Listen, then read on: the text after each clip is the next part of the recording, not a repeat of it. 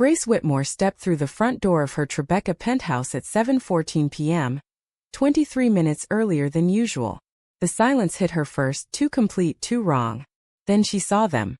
A woman she had never met cradling Emma in the center of the living room, rocking slowly, humming something soft and unfamiliar. The stranger's dark hair fell over one shoulder, brushing the baby's cheek. Emma's tiny fist was curled around the woman's index finger. Grace's briefcase slipped from her hand and hit the marble with a crack that echoed like gunfire. "Who the hell are you?" Her voice came out lower than she intended, almost a growl. The woman turned. 30, maybe 32. Green eyes sharp enough to cut glass. She did not flinch. Instead, she tightened her hold on Emma, just enough to make Grace's stomach lurch, and said very calmly, "I'm Nora, your new nanny. The agency sent me." Grace stared. The agency had sent 3 nannies in the past 6 months. None lasted longer than 8 weeks. She had fired the last one for letting Emma nap too long. Or maybe for looking at Grace too long. She could never remember the exact reason anymore. But this woman, Nora, did not look like agency material. Too composed. Too present. "You were supposed to start tomorrow," Grace said. "I know." Nora's mouth curved, not quite a smile. "But your daughter was crying when I arrived to drop off the paperwork. The doorman let me up. I couldn't leave her like that." Grace crossed the room in 4 strides. She reached for Emma. Nora hesitated, 1 heartbeat, then placed the baby in her arms. The transfer was careful, practiced. Grace felt the warmth of Nora's hands linger on her wrists for half a second longer than necessary. Emma settled against Grace's chest immediately, tiny mouth rooting for comfort. Grace breathed in the familiar smell of baby shampoo and milk. Safe. Mine. She looked up at Nora again. "You're fired," she said. Nora tilted her head. "You sure about that?" Grace opened her mouth to answer, then closed it. Something in Nora's gaze pinned her in place. Recognition? No. Impossible. Grace had spent 15 years making sure no one from her past could ever find her again. Inside her head, the old voice whispered, "You don't know her. You don't owe her anything. Send her away." But another voice, smaller, buried under layers of boardroom steel, whispered back, "Then why does it feel like I've been waiting for her to walk through that door?" Nora picked up the diaper bag she had set on the couch, slung it over her shoulder. "I'll go. But if you change your mind, you have my number." She paused at the threshold. "She likes the blue elephant, by the way. Not the pink one. The pink one makes her fussy." Grace watched the door close behind her. That night she could not sleep. Emma fussed every time Grace tried to put her down. Eventually Grace carried her into the living room, sat on the floor, and let the baby chew on the blue elephant while she stared at the spot where Nora had stood. She told herself it was only exhaustion. 6 months of sleepless nights, quarterly earnings calls at dawn, and the constant pressure to appear flawless in front of shareholders who still whispered token lesbian behind her back even after she built a $40 billion company from nothing. She told herself the tightness in her chest was only adrenaline. She did not admit, not even to herself, that for the first time in years she felt seen. The next morning Grace called the agency. "Send Nora back." She hated the way her voice shook when she said the name. Nora arrived at noon wearing jeans and a white t-shirt, hair in a loose braid. No makeup. No pretense. She looked like someone who had nothing left to prove. Emma lit up the moment Nora walked in. Grace felt it like a slap. They did not speak much the first week. Nora was efficient, gentle, almost invisible. She fed Emma, changed her, sang to her in a low alto that made Grace pause outside the nursery door longer than necessary. Grace worked late, came home late, left early. Routine. Safe. Until the night she found Nora asleep on the nursery floor. Emma curled on her chest, both of them breathing in sync. Grace stood in the doorway so long her legs went numb. She thought, I should wake her. I should tell her to go home. Instead she sank down beside them, back against the wall, knees drawn up, watching the slow rise and fall of Nora's breathing. I am losing control, she thought. And I don't want to stop. The second week, Nora started asking questions. Why the blue elephant? Grace shrugged. It was in the hospital gift bag. Nora nodded, but her eyes said she didn't believe it. The third week, Nora said, You look like you haven't slept since college. Grace froze. What makes you think that? Nora smiled small dangerous. You have the same shadows under your eyes you had at 21. The room tilted. Grace whispered. We've never met. Nora looked straight at her. Haven't we? That night Grace dreamed of a dorm room in Boston. Rain against the window, Nora's laughter in the dark. The taste of her mouth, the promise they had made to run away together after graduation. She woke up gasping. Emma was crying. Nora was already there, lifting her, soothing her. Grace stood in the doorway and felt the past rise up like floodwater. She thought, I can still send her away. But the thought tasted like ash. Grace began staying home more. She canceled meetings. She pushed deadlines. She told her assistant she needed family time. The board raised eyebrows. The tabloids speculated. Grace didn't care. She cared about the way Nora's fingers brushed hers when they passed the bottle. She cared about the quiet evenings when Emma napped and they sat on opposite ends of the couch, pretending to watch television while the silence between them grew heavier every minute. One night Nora said, Tell me about her father. Grace laughed, short, bitter. There is no father. Nora waited. Grace stared at the city lights beyond the glass. I used a donor. I wanted a child. I didn't want complications. Nora's voice was soft. And you got them anyway. Grace turned. What's that supposed to mean? Nora met her eyes. You're terrified of being loved, Grace. You always were. The words landed like a fist. Grace stood up so fast the wineglass tipped. Red spread across the white rug like blood. She didn't care. You don't know me, she said. I knew you once, Nora answered. Before you decided the world was safer if Grace Whitmore never loved anyone back. Grace felt the old panic rise, sharp, familiar. The panic that had driven her out of Boston at 22, that had made her change her last name, that had made her build an empire so no one could ever leave her again. She said, Get out. Nora stood slowly. Okay. But she didn't move. Grace's voice cracked. I said get out. Nora stepped closer instead. You're shaking. Grace hated that she was. Nora reached out, touched her cheek. Just once, featherlight. I never stopped loving you, Grace. Not for a single day. The touch burned. Grace jerked away. You don't get to say that. Why not? Nora's eyes were steady. It's true. Grace turned and walked into the nursery. She closed the door. She leaned against it. She slid to the floor. Inside her head, she's lying. She wants something. Money. Power. Revenge. But the other voice, the one she had buried for 15 years, whispered, She wants you. She cried for the first time in a decade. The next morning Nora was gone. No note. No text. Just an empty apartment and a blue elephant on the changing table.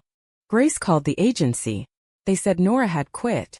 Grace sat on the floor of the nursery for 3 hours, holding the elephant, smelling Nora on it. She thought, I did this. I pushed her away. Again. Then she thought, good. But it didn't feel good. Felt like dying.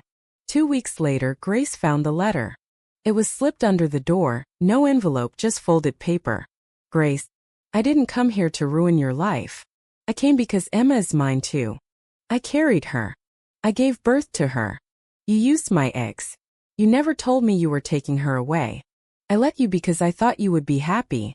I was wrong. I'm not asking for custody. I'm asking for a chance to know her. And maybe, just maybe, a chance to know you again. If you want me gone forever, I'll go. But if there's even one part of you that remembers what we were, let me stay. Nora. Grace read it 6 times. Then she burned it in the kitchen sink. The smoke alarm went off. Emma woke up crying. Grace picked her up, held her tight and whispered, I'm sorry. She didn't know who she was apologizing to. That night she dreamed of Nora again. Younger, laughing, holding Grace's hand on a Cambridge sidewalk, promising forever. She woke up and called the number Nora had left weeks ago. It rang twice. Then Nora answered. Grace said, Come back. There was silence. Then Nora said, Only if you stop running. Grace closed her eyes. I'm trying, she whispered. Nora came back the next evening. She did not speak about the letter. She simply walked in, kissed Emma's forehead, and started the bedtime routine like nothing had happened. Grace watched from the doorway. She thought, this is dangerous. She thought, this is necessary. They fell into a rhythm. Days blurred. Nora stayed later and later.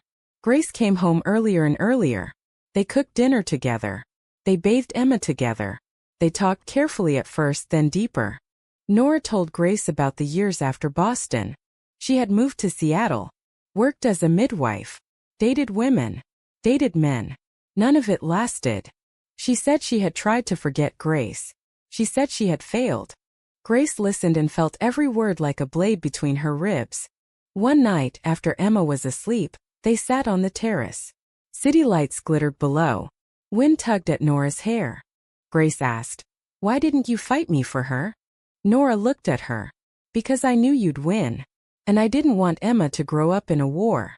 Grace swallowed. "I would have let you see her. Would you?" Nora's voice was gentle, not accusing. Grace looked away. Nora said, "You were so afraid of losing control. You still are." Grace felt the truth of it like a punch. She said, "My parents would never accept this." Nora nodded. "I know. They'd cut me off. The board would turn on me. The press would destroy us." Nora reached over, took Grace's hand. "I know." Grace stared at their joined hands. "I don't know how to do this." Nora squeezed once. "You don't have to do it alone." The next morning Grace's mother called. "Darling, there are rumors. Someone saw you with a woman, holding hands, in the park."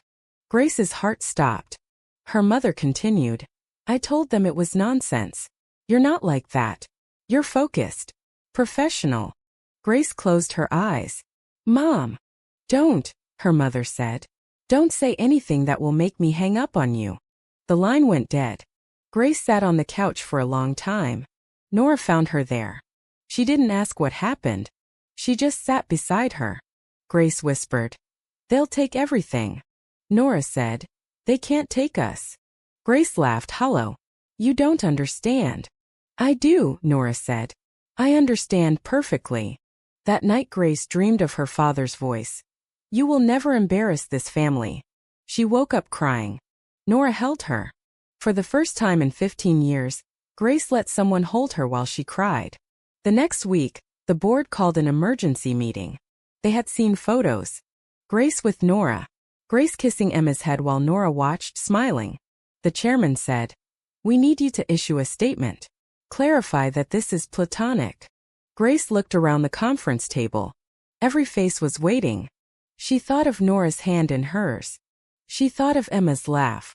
She thought of the girl she used to be. The one who believed love was worth everything. She said, "No." The room exploded. She walked out. She didn't look back. The fallout was immediate. Stock dropped 7 points in after-hours trading. The tabloids ran headlines. Whitmore's secret life exposed. Her parents issued a statement. "We are deeply disappointed." Grace turned off her phone. She sat on the nursery floor with Emma and Nora. Emma played with blocks. Nora braided Grace's hair. Grace said, "I'm sorry." "For what?" Nora asked. "For dragging you into this." Nora kissed the top of her head. "I chose to be here." Grace turned, looked at her. "You could still leave." Nora smiled, sad, beautiful. "I could. But you won't." "No," Nora said. "I won't." They spent the next weeks in a strange limbo. Grace worked from home. Lawyers negotiated severance packages. Reporters camped outside the building. Nora took care of Emma. Grace took care of Nora. One night Nora said, "I'm scared." Grace looked at her. "Of what?" "Of losing you again." Grace pulled her close. "You won't." But she wasn't sure. The next morning Grace's father showed up unannounced. He stood in the foyer, gray suit, cold eyes. He looked at Nora. He looked at Emma. He looked at Grace. He said, "You have one chance to fix this." Grace stood straighter. "I'm not fixing anything." Her father's voice was ice. "You will lose the company. You will lose your inheritance. You will lose us." Grace felt the old fear rise. Then she felt Nora's hand on her back. She said, "Then I lose you." Her father stared. Then he turned and left. The door closed. Grace exhaled. Nora whispered, "You okay?" Grace shook her head. "No. But I will be." That night they sat on the terrace again. Emma slept inside. Nora said, "We can move. Somewhere quiet. Start over." Grace looked at the skyline she had conquered. She said, "I don't want to run anymore." Nora smiled. "Good." They kissed slow, careful, like they were afraid it might break. It didn't. The next day Grace held a press conference. She wore a black suit. She looked straight into the camera. She said, "My name is Grace Whitmore. I am a lesbian. I am in love with Nora Callahan. We have a daughter together. And I am not ashamed." The room went silent. Then chaos. Grace walked off stage. Nora was waiting in the green room. She was crying. Grace kissed her. Right there in front of staff, cameras, everyone. She thought, this is what freedom tastes like. Months passed. The company stabilized. Some investors left. More arrived. The ones who stayed said they admired her courage. Grace stepped down as CEO. She became chairwoman instead. Less pressure. More time. They moved to a house in Hudson Valley. Big windows. Garden. Trees. Emma learned to walk there. She called Nora Mama first. Grace pretended it didn't hurt. It did. But she survived it. One evening they sat on the porch swing. Emma played in the grass. Nora said, "Do you regret it?" Grace looked at her. "Never." Nora leaned her head on Grace's shoulder. Grace thought of the stranger who had walked into her life holding her baby. She thought of the years she had wasted running. She thought of the price she had paid. She thought it was worth it. She whispered, "I love you." Nora smiled. "I know." They watched the sunset. Emma ran to them laughing. Grace picked her up. Nora wrapped her arms around both of them. Grace thought, this is home. Later, much later, when Emma was asleep and the house was quiet, Grace asked Nora, "Do you think I made the right choice?" Nora looked at her for a long time. Then she said, "I think you finally chose yourself." Grace closed her eyes. She thought of every sacrifice, every wound, every moment of doubt. She thought of the woman beside her. She thought of the child they had made together. And she knew without question that the answer was yes. But the world would always argue. So she leaves you with this. Was it worth destroying everything she had built just to keep the only things that ever truly mattered? Yes or no?